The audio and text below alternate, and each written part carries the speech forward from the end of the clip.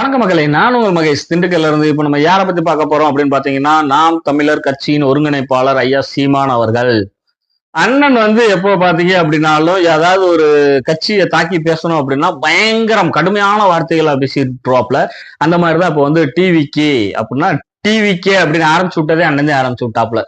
எங்கடா போறீங்கன்னா டிவிக்கே டிவிக்கே அப்படின்னு சொல்லி. சோ அந்த மாதிரி நிறைய காமெடியா பேசக்கூடியவர், கடுமையாகவும் பேசக்கூடியவர்.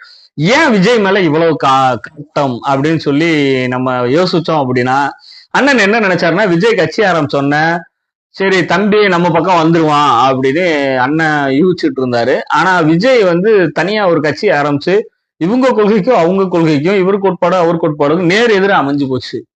சோ அந்த ஒரு ரீசன் தான் வந்து அண்ணன் வந்து விஜயை விமர்சிக்க காரணம்.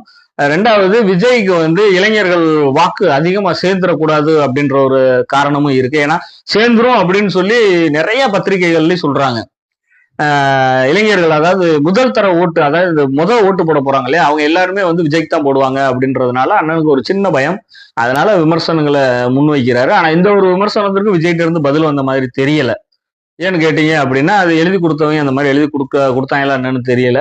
சரி, ரெண்டாவது திரைப்பிரபலத்துல இருந்து வர்றாங்க இல்லையா, அதாவது சினிமால இருந்து வர்றவங்கள மேக்சிமம் அண்ணனுக்கு பிடிக்க மாட்டேங்குது. ஏன்னா முன்னாடி ரஜினி வந்தாங்க, கமல் வந்தாரு, இவங்க எல்லாத்தையுமே அண்ணன் பேச்சால பேசியே விரட்டிட்டாப்ல. சோ அதே மாதிரி விஜயையும் கடுமையா பேசுறாரு. ரெண்டே விஷயம் தான் விஜய் எதிர்க்கிறதுக்கு காரணம். ஒண்ணு திராவிடம், இன்னொன்னு பெரியார். இந்த ரெண்டு விஷயத்தையும் தூக்கி பிடிச்சிட்டு வர்றதுனால, அதாவது தமிழ் தேசியமும் திராவிடமும் இரு கண்கள் அப்படின்ற மாதிரி ஒரு தத்துவத்தை சொன்னாப்ல. அது அவருக்கு பிடிக்கல. சோ அதுக்கு அவரு விளக்கம் கொடுக்க ரெடியா இருக்காரு.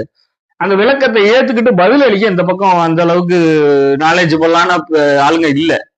சோ அதனால வந்து இந்த எலெக்ஷன் முடிஞ்சது அப்படின்னா ஐயா விஜய் முழு நேர அரசியல்வாதியா இருப்பாரா, இல்ல பகுதி நேர அரசியல்வாதியா சினிமாவுக்கு போயிடுவாப்புல, கட்சியை இன்னொருத்தர்கிட்ட கொடுத்துட்டு. 2 பேர் இருக்காங்க இல்லையா கட்சியில, குஷி ஆனந்த் இருக்காரு, அண்ணன் ஆதவ அர்ஜுன் இருக்காரு, அவங்கள்ட்ட கொடுத்துட்டு நீங்க